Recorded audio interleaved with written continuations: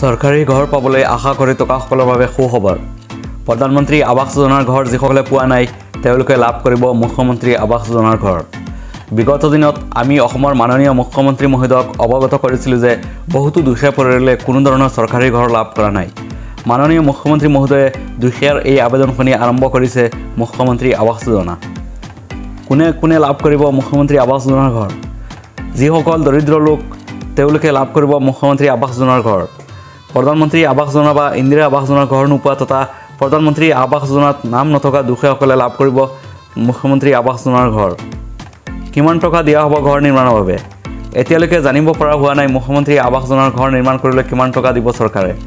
কিন্তু আশা কৰা হৈছে প্ৰধানমন্ত্ৰী আৱাস যোজনাৰ টকাতকৈ বেছি টকা দিব চৰকাৰে, কাৰণ 1,30,000 টকাত এটা ঘৰ নিৰ্মাণ কৰাটো সম্ভৱ নহয়। কেতিয়া দিব মুখ্যমন্ত্ৰী আৱাস যোজনাৰ ঘৰ? যোৱা বাজেটত এই আঁচনিৰ কথা ঘোষণা কৰা হৈছে, কিন্তু কেতিয়া এই আঁচনি আৰম্ভ হ'ব সেয়া সঠিককৈ জানিব পৰা হোৱা নাই।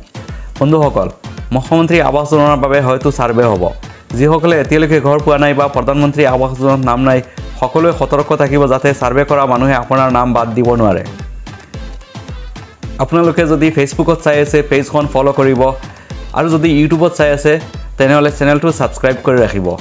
আগলৈ এনেকুৱা ইনফৰ্মেটিভ ভিডিঅ' দি থাকিম। সম্পূৰ্ণ ভিডিঅ' চোৱাৰ বাবে ধন্যবাদ। চৰকাৰী ঘৰ পাবলৈ আশা কৰি টকাসকলৰ বাবে সুখবৰ। প্ৰধানমন্ত্ৰী আৱাস যোজনাৰ ঘৰ যিসকলে পোৱা নাই তেওঁলোকে লাভ কৰিব মুখ্যমন্ত্ৰী আৱাস যোজনাৰ ঘৰ। বিগত দিনত আমি অসমৰ মাননীয় মুখ্যমন্ত্ৰী মহোদয়ক অৱগত কৰিছিলোঁ যে বহুতো দুখীয়া পৰিয়ালে কোনো ধৰণৰ চৰকাৰী ঘৰ লাভ কৰা নাই। মাননীয় মুখ্যমন্ত্ৰী মহোদয়ে দুখীয়াৰ এই আবেদন শুনি আৰম্ভ কৰিছে মুখ্যমন্ত্ৰী আৱাস যোজনা। কোনে কোনে লাভ কৰিব মুখ্যমন্ত্ৰী আৱাস যোজনাৰ ঘৰ? যিসকল দৰিদ্ৰ লোক তেওঁলোকে লাভ কৰিব মুখ্যমন্ত্ৰী আৱাস যোজনাৰ ঘৰ। প্ৰধানমন্ত্ৰী আৱাস যোজনা বা ইন্দিৰা আৱাস যোজনাৰ ঘৰ নোপোৱা তথা প্ৰধানমন্ত্ৰী আৱাস যোজনাত নাম নথকা দুখীয়াসকলে লাভ কৰিব মুখ্যমন্ত্ৰী আৱাস যোজনাৰ ঘৰ। কিমান টকা দিয়া হ'ব ঘৰ নিৰ্মাণৰ বাবে? এতিয়ালৈকে জানিব পৰা হোৱা নাই মুখ্যমন্ত্ৰী আৱাস যোজনাৰ ঘৰ নিৰ্মাণ কৰিলে কিমান টকা দিব চৰকাৰে। কিন্তু আশা কৰা হৈছে প্ৰধানমন্ত্ৰী আৱাস যোজনাৰ টকাতকৈ বেছি টকা দিব চৰকাৰে, কাৰণ 1,30,000 টকাত এটা ঘৰ নিৰ্মাণ কৰাটো সম্ভৱ নহয়। কেতিয়া দিব মুখ্যমন্ত্ৰী আৱাস যোজনাৰ ঘৰ?